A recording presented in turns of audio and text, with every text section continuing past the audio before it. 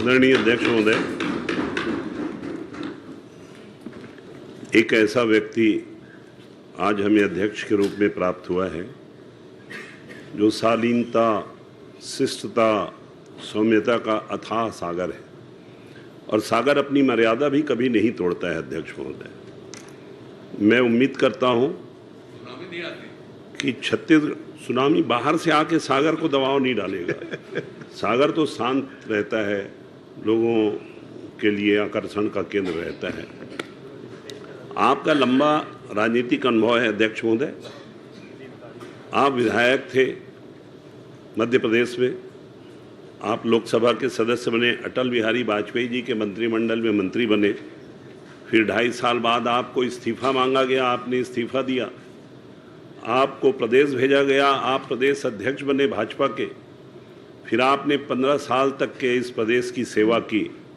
चाँवर वाले बाबा के रूप में आप पूरे जाने और पहचाने जाते हैं। फूड के बारे में जो एक्ट आपने बनाया है वो देश में एक नज़ीर और मिसाल भी बनी हुई है। अध्यक्ष महोदय, मेरा कहने का आशय सिर्फ ये है कि आप जिस भी पद पर बैठते हैं उसे पूरी शालीनता से और पूरी गंभीरता से आप निभाते हैं। आप उस पद की शोभा बढ़ाते हैं। हमारे छत्तीसगढ़ की विधानसभा का ये सौभाग्य है कि यहाँ के और भी आपके पहले जितने माननीय अध्यक्ष रहे हों, चरणदास जी से लेकर के राजेंद्र प्रसाद शुक्ल तक, उन सभी ने अपने दायित्वों का बखूबी निर्वहन किया। छत्तीसगढ़ की विधानसभा में कभी भी इतनी ज़्यादा दूरी तक के बहस मुबाहसा का माहौल नहीं बना जिसमें कटुता और गंदगी हो। आपको तो माननीय अध्यक्ष महोदय मुख्यमंत्री के रूप में सदन में आप विपक्ष का जवाब देते रहे, और जब आप विपक्ष में भी बैठ करके, जहां श्री भूपेश बघेल भी बैठे हैं वहां आप बैठते थे, वहां से भी आप बहुत तर्कों के साथ, आंकड़ों के साथ भूपेश बघेल जी से आप प्रश्न पूछा करते थे।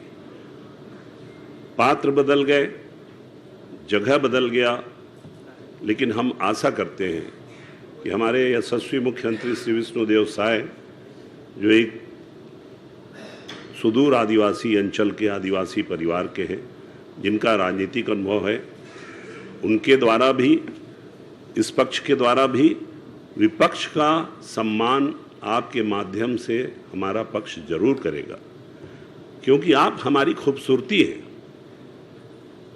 आप हमारे गाल में, चेहरे में एक काला टीका लगा दिया जाता है, उस तरीके के हैं कि इधर नजर न लगे। आपको जरूर अवसर मिलना चाहिए अध्यक्ष महोदय। दिक्कत क्या है?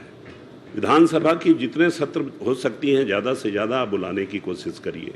इस पवित्र सदन में जब चर्चा होती है तो उसका एक ही परिणाम निकलता है कि जनता के हित में कोई ना कोई अच्छा निर्णय होता है। इसलिए विपक्ष का पूरा सम्मान है। आप अनुभवी लोग हैं।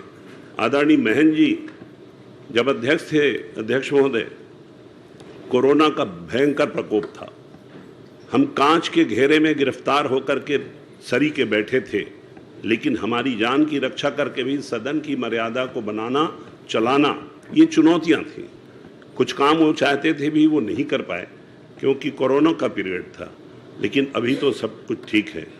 माननीय अध्यक्ष महोदय, देखिएगा, हमारे बहुत से विधायक दायित्वों के निर्वहन के साथ ही कुछ अध्ययन के लिए भी बाहर जाना चाहते हैं, कुछ विदेशों के में भी दौरा करना चाहते हैं, कुछ प्रदेश में भी दौरा करना चाहते हैं।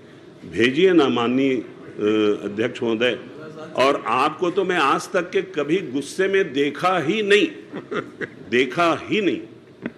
बड़े बड़े पद पर रहे, बहुत अधिकार थे, लेकिन आपने कभी अपना गुस्सा किसी को नहीं दिखाया। आप गुस्से में थे नहीं। अब आप तो वहाँ बैठे हैं माननीय अध्यक्ष महोदय, ना आप पक्ष हैं और ना आप विपक्ष हैं, आप तो निष्पक्ष हैं। और अध्यक्ष महोदय, एक निष्पक्ष आदमी न्याय करता है, एक निष्पक्ष आदमी उनकी भी बात को तरजीह देगा, एक निष्पक्ष आदमी हमको भी तरजीह मिलेगी, और आप एक ऐसा वातावरण बनाएंगे कि इस सदन में क्रांतिकारी निर्णय हो, ताकि छत्तीसगढ़ की तस्वीर भी बदले, तकदीर भी बदले, और यहाँ के गरीबों के आंख से आंसू पोंछने के लिए यहाँ की सरकार के हुकूमत का फरमान भी जारी हो सके। अध्यक्ष महोदय, आप मदद करिएगा, विपक्ष का भी देखिएगा। मैं जब वहाँ बैठता था अध्यक्ष महोदय, तो मैंने अध्यक्ष महोदय से ही कहा था, जो अभी नेता प्रतिपक्ष हैं, कि माननीय महंत जी जरा अपनी बाईं तरफ ज़्यादा देख लीजिएगा, कोई दिक्कत नहीं है, जरूर देखिएगा, क्योंकि इस सदन में अगर आप लोग नहीं रहेंगे ना तो सूना सूना लगता है, फीका फीका लगता है। बिना विपक्ष के क्या बोलेंगे आप? इस सदन में तो एक बार बिना विपक्ष के भी चर्चा हो चुकी है, 22 घंटे की, 18 घंटे की। अध्यक्ष महोदय, बिना विपक्ष के चर्चा हो चुकी है, तो अब बिना पक्ष के भी चर्चा हुई है। अध्यक्ष महोदय, पक्ष नहीं है और सिर्फ विपक्ष बोल रहा था, ये भी उदाहरण यहाँ पर है। तो वैसा नहीं अध्यक्ष महोदय, आप पूरी शालीनता से चलाइए, पूरा सदन आपके साथ है, आपका अनुभव आपके पास है, आपकी शालीनता, शिष्टता, विद्वता, ज्ञान, विज्ञान सब कुछ आपके पास है। अध्यक्ष महोदय, इस सदन में हम सब अपने छत्तीसगढ़ महतारी की सेवा के लिए कुछ अच्छे फैसले ले सकें, ये हमारा सौभाग्य होगा। आपको बहुत बहुत शुभकामनाएं। आप जिस पद पर बैठते हैं उस पद को सुशोभित कर देते हैं, आप इसे भी सुशोभित करेंगे। और मैंने जो कहा, दो बात अध्यक्ष महोदय, एक तो विधायकों की इच्छा होती है कि हिंदुस्तान के दूसरे प्रदेशों को भी देखें, विधायकों की इच्छा होती है कि विदेश में भी जो पार्लियामेंट्री सिस्टम है उसको देखें। आप तो ले जाना भी चाह रहे थे, लेकिन कोरोना के कारण पासपोर्ट वापस हो गया था। अब कोरोना नहीं है, आप जरूर देख लीजिएगा। जो पूर्व विधायक हैं उनके लिए भी आप ख्याल करिएगा, उनकी भी स्थिति बहुत अच्छी नहीं रहती है अध्यक्ष महोदय। और एक बात और कहना चाहता हूँ, श्री भूपेश बघेल जी ने जो विधानसभा भवन बनवाने का शिलान्यास कराया था, वो क्यों नहीं बना, कहाँ गया, मैं उस पर नहीं जाना चाहता, पर एक बार विचार जरूर करिएगा कि डॉक्टर रमन सिंह विधानसभा अध्यक्ष के कार्यकाल में वो विधानसभा बना।